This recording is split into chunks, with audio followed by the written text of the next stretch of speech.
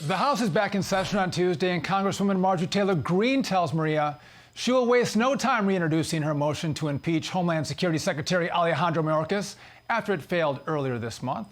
Authorities at the southern border spending the past week apprehending several large groups, some numbering more than 100 migrants. And as we approach the end of November, the second month in CBP's new fiscal year, officials believe they're on track to once again have a near record number of encounters.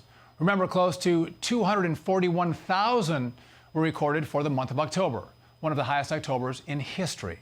Joining me now is Texas Republican Congressman Dr. Ronny Jackson, who sits on both the House Armed Services Committee and House Foreign Affairs Committee. Dr. Jackson was also the White House physician for both President Trump and President Obama. Ronny Jackson, welcome to the show. So let's go to first what Marjorie Taylor Greene is talking about, the impeachment of Mayorkas. We tried once in the House. She's going to try again. Will the House impeach Alejandro Mayorkas for his dereliction of duty on the southern border, open it up for anyone who wants to come into this country?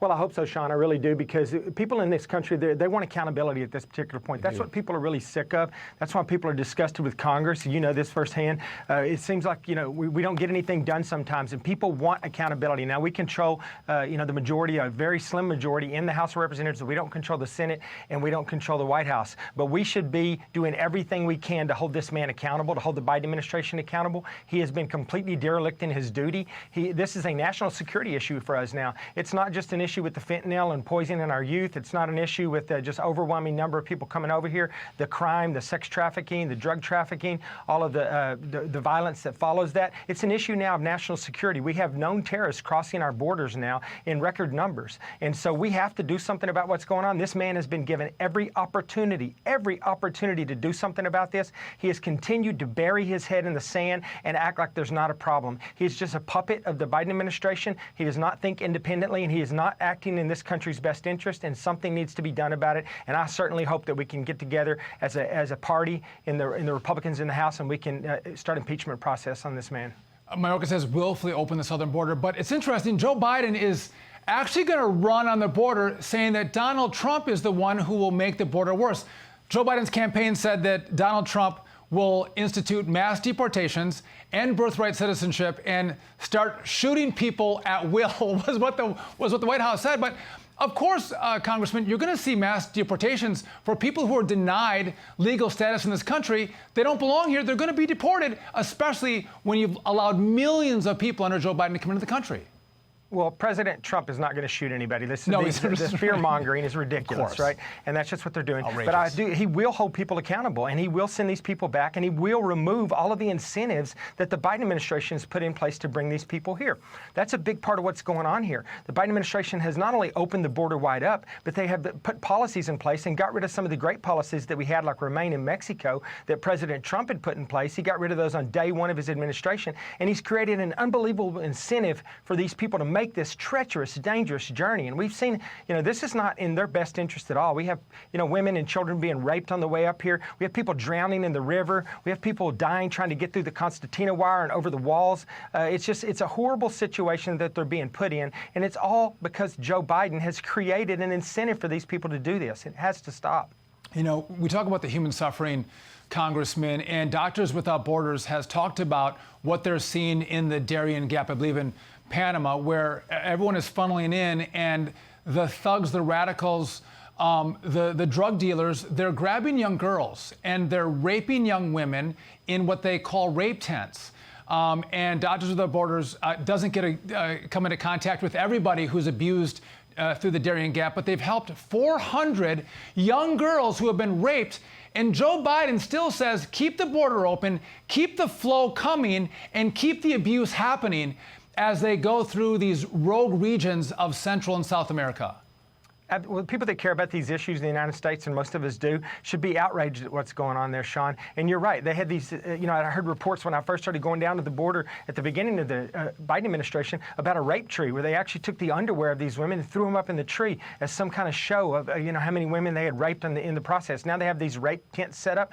This is pathetic. These women are being brutalized. They're being raped. They're being beaten. They're being left there to be raped a second, a third, a fourth time. These, you talked about the numbers that they've been helping. helping. This is underreported. I mean, there are tons of them that this is happening to, they're not reporting this because they don't want to slow down their journey. They're being told that this is the price they have to pay for passage, and once that's over, they're hoping that they can continue on and make it to the U.S. border. So they're not reporting this stuff. So this is horrible. This is just unbelievable that the Biden administration would allow this to happen. He could stop this. He could stop this overnight if he wanted to. He could get tough with the Mexican president and with the Mexican government. He could put those Trump policies back in place that would stop these people from making this dangerous journey. But he refuses to do it. He absolutely refuses to do anything. He's just like Mayorkas. He is absolutely ignoring the southern border and acting like it doesn't exist. And where's Kamala Harris? She's supposed to still be the border czar. Right. No one's seen. She never even mentions the border, much less goes to the border and actually tries to figure out what's going on here. So this is a horrible situation that I'm afraid will not be rectified until we get Donald Trump back as our president. You know, we talk about the human suffering that happens at the southern border. We know that there's a lot of illegal substances, drugs that come into the country, human trafficking. But in Biden's economy, Bidenomics, it doesn't work for the American people. More people are falling on hard times. More people are in need, and they look to their government to help them out. You could debate that, whether you want or not, but there is need that's offered to American citizens.